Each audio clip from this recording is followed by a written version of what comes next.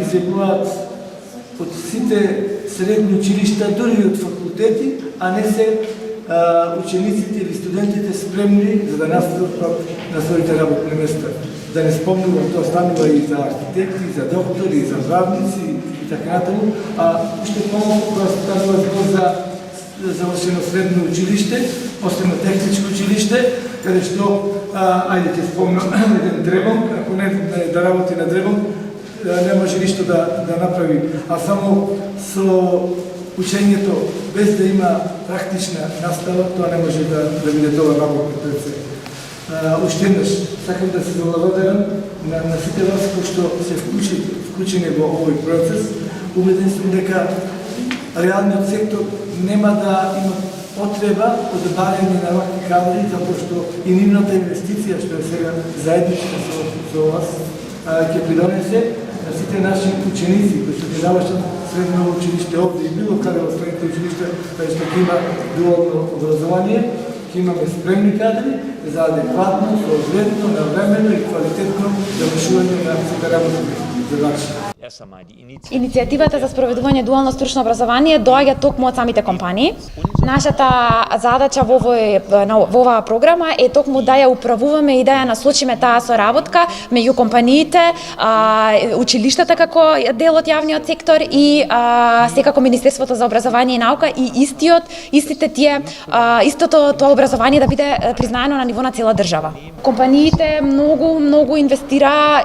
во дуалното стручно образование, исто така и во работна сила, во персонал и во интерес на самите компании е да им понудат добри услови за работа на кандидатите со цел да ги задржат учениците кои што кај нив досега се обучувале. И исто така во составен дел на оваа програма е и месечниот надоместок кој што учениците го добиваат при извршувањето на практичната обука во компаниите. Значи компаниите им исплаќаат на учениците месечен надоместок за практичната обука. За Средното општинско училиште Ристер Ристевски Ричков представува особена чест и задоволство што делегацијата на германското стопанство во Република Северна Македонија го избра како едно од училиштата со кои што ќе се спроведува овој проект за дуално стручно образование по германскиот модел. До минатата учебна година, кога за прв пат бевме вклучени нашето училиште, беа 5 училишта од 5 различни градови во Македонија. Оваа учебна година уште 2 други града се приклучуваат, значи комплетно, како што кажа и господинот Мартинс, во 7 градови низ Републикава, во 7 вакви стручни училишта се спроведува овој проект за дуално стручно образование. Кај нас од минатата година ги имавме запишано двата образовни профили, техничар за индустријска мехатроника од електротехничката струка, со вкупно 10 ученика кои својата практична обука ќе ја спроведуваат еве оваа учебна година во компанијата Агентер и во компанијата Витаминка, додека другиот образовен профил беше техничар за производно машинство со 8 ученика кои што ќе ја спроведуваат оваа учебна година својата практична обука во компанијата ВИК.